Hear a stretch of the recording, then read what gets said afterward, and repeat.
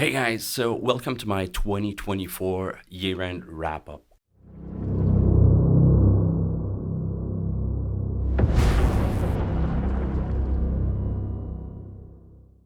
I've been doing this for years, but text format on Facebook and stuff, and who reads that nowadays, right? So I thought, hey, let's do a video and talk about it. So this is like stuff I discovered, albums of the year and stuff for me. And let's just talk about it. And as usual, I have no idea what I'm gonna say. So, you know, all right. So let's start.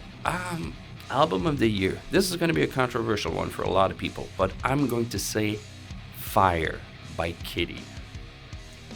It's probably my most listened to album this year, and I'm Canadian, so yeah, I'm super proud of the girls. But why would I say it's album of the year? Well, first of all, it's an album no one expected to do good, and every single you know video that came out before the album, everyone was like commenting, "Oh my God, this is so good!"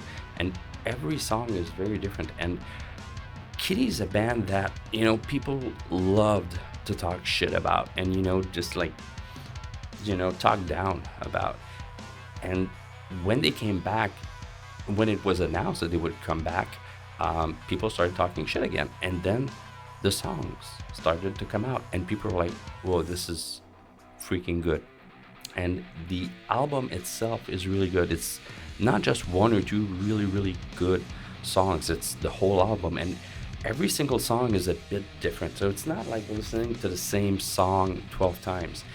It's very, varied, from like mellow death to a little bit more like mainstream metal, and it's really good songwriting. So I talked about this a little while back, but don't go into it, thinking you're gonna get like technical death metal or gent or stuff like that. It's just like really good songs and really good songwriting. It's an album I really, really enjoyed, and I'm super happy that the girls are like getting their due now and getting the respect that they earn. So yeah, Fire is my top album of 2024. All right, so that's it.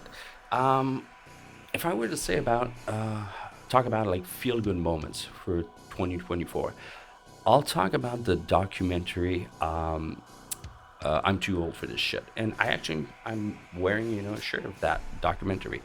It's about the band Siren, and pretty damn sure you have no idea who Siren is. The documentary didn't come out this year, but I found out about it and I watched it this year. And honestly, I think I watched it between 5 to 10 times easily. Nowadays, everything's about controversy and like stirring up shit, and like dividing people and politics and all this stuff. And very rarely do we get an actual feel-good moment. All right, and this is it. It's a story about a band that basically did not make it in the 80s and who kind of get a second chance. And I'm not a young guy. I'm not 20 anymore. I'm in my late 40s now. Oh fuck, that hurts. But yeah, that's the truth. And when I watched the documentary, I'll be totally honest, when it finished, I had a tear in my eye. I was like crying, but from joy. I was like so fucking happy. It was like when I watched the documentary for like the next few days, I don't know why, but I felt this like happiness. It made me happy. And every time I've watched it, it gives me the same feeling. Like I'm smiling, and it's great. And they talk about in the documentary like what went wrong, but they like go over it quickly within a few minutes, and before they even talk about that it's all resolved. So there's no like bitching between the guys and stuff. It's really like, I hate saying the word wholesome, but I guess that's what it is. It just makes you feel good. They say it's a heavy metal fairy tale, and it really is. And I discovered the band Siren because of that, and I have to admit they have some really, really, really great songs. More like old school metal, but it's really good. It's a little bit like if you would mix, I'd say like King Diamond and maybe Maiden or something. Yeah, like it's hard metal, but from the 80s. It's really, really good. So watch the documentary. I know it's on Tubi for free for people who want to watch it. I'll leave a link in the description.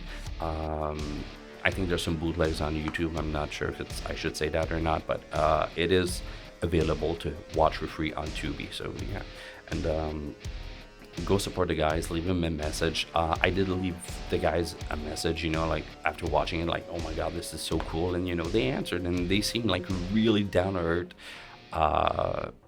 good guys, and I couldn't say enough good things about this documentary. Just feel good moment of the year. If I were to say the song I listened to the most this year, it would be Subtle Comeback from XRC, Xander Raymond Charles, who is a YouTuber. I found that because of my Spotify year-end thingy, and it's a really, really, really good song, modern song, like very heavy, has a lot of like very down-tuned guitars and like pitch shifted stuff and like melodic vocals. It's really good, and I'll say that Xander Raymond Charles is also my discovery of the year. If I have to talk about like YouTubers, he's been doing this for a long time, but I kind of got into him this year, and a little bit of the same vibe that I have to talk about with like that I talked about with the documentary before. His YouTube is like super positive, super fun. That guy just seems like the nicest dude in the world, and a sick guitarist. I have lots of great YouTubers that I follow and that I love, but I really got into that dude this year, and his playing it reminds me of a little bit of, if you were to mix like modern metal with like a Wes Borland type of vibe. It's but heavier. It's like his stuff is really good, and he has an album coming out in, I think it's early 2025. Humans Taste Bad, so I can't wait to listen to it. His album Subtle Comeback is really good, but the song itself, dude, really good. So yeah, go check him out. I think I have some notes here. Let's see.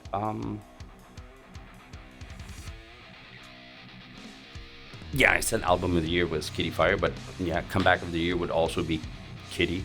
I know people are going to say, fuck you, it's Linkin Park. And no, Linkin Park was always loved by many, but Kittie was hated by a lot of people. And, now I'd say they turned it around. But let's see. The Why the Hell. Every year I have a band, that I talk about that is like, why the hell didn't I listen to this band before? And sometimes there are a lot of bands that like you hear the names but you don't really listen to them. Like I remember, like, I don't know, a few years back, like Judas Priest. I never really listened to Judas Priest, and I got into them and I love them. But if I have to say a band I got into this year, it would be Revocation. Dave Davidson is an amazing guitar player. The songs are great, the albums are great, and when you listen to Revocation, when I listen to it, I'm like, why the hell am I so late to the party? Like, it's so good. And I'll say that they also have, for me, the solo of the year. What song was it? Damn, I can't remember. I'll try and find the track. Is it Godforsaken? I think it's Godforsaken. Hey, give me a second, all right? Let's see. Yeah. All right, Ender. Yeah, I think it is, but Yeah, solo of the year also. So if I have to say, also next thing would be most anticipated albums of 2025. For me, I think there are two. Um, the new Halo Effect.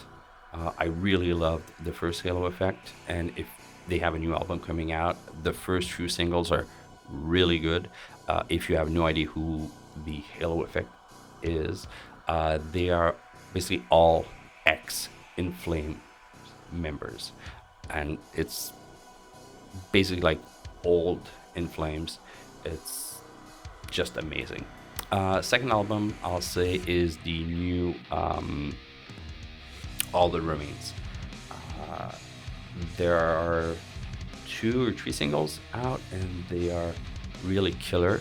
I would tell you to go watch the video for Forever Cold, and check out. There's a playthrough from Jason Richardson of the song.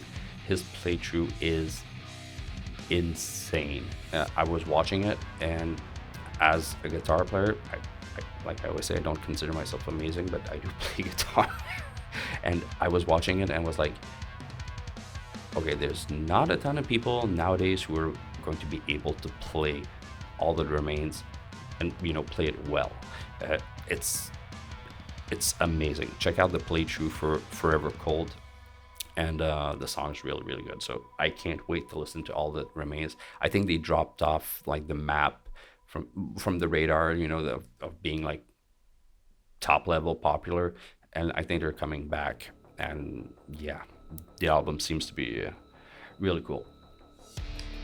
If I were to say, taking back the crown moment, I would say Whitechapel with the video for Visceral Wretch. Phil Bozeman's vocal on that was amazing. We got into Slaughter to Prevail, and a lot of other bands, that have like really hard vocals that are insane. I'm trying to think of a few off the top of my head, but of course I can't say the names right now. But when Phil came back with the vocals for Visceral Wretch from Whitechapel, from their upcoming album, everyone's jaws just dropped. Like, what the fuck was that? So how did Nick Nocturnal say it? They won Metal 2024. And if I were to say, of course, like performance of the year, of course, has to go to Gojira at the Olympics. If you didn't see it, it basically brought metal to the mainstream. Like, everyone in the world saw it. And the funny thing is, like, media's already are bringing back like the satanic panic of the 80s. Like, oh my god, it was a satanic performance at the Olympics. I was like, oh wow, we're back in the 80s. Like, but Gojira's performance, I mean, come on, doing an amazing metal song with an opera singer while you're hanging, from the window of a castle. It's like, what the fuck? That was just insane. And it wasn't like, I'd say like a pop metal song. It was like real metal, like real Gojira. It was like, live on worldwide TV. I don't think that's ever been done. So I think that's pretty much it. As usual, I just rambled on, but I think that's pretty much a good, interpretation of like 2024 metal, and what stoked me a lot. Of course, there's a ton of other stuff that stoked me out a lot, but I know Robarnold's YouTube channel, Taylor Danley's YouTube channel, so many great albums, so many great songs, and it would be hard to list everything, especially if I'm listening to metal like every day for hours and hours and hours and hours. I work while listening to music, so I couldn't if I were to talk about everything that got me stoked this year, this video would be like 50 hours long. But that's basically my 2024 metal recap. So anyways, happy Merry Christmas to everyone, happy holidays, have fun as usual, hail Satan, and I'll see you guys next year. I have some pretty cool projects coming that I don't want to talk about too much, but there's some cool shit coming, so stay tuned. As always, like and subscribe could help. I would really love to get my subscriber level a little bit more up, so that I can, it gives me the opportunity to do cooler stuff. So yeah, see you guys. Thanks for taking the time to stick around and have a chat. Leave some comments, about what was your 2024 metal list. I'd love to hear it. All right, see you guys.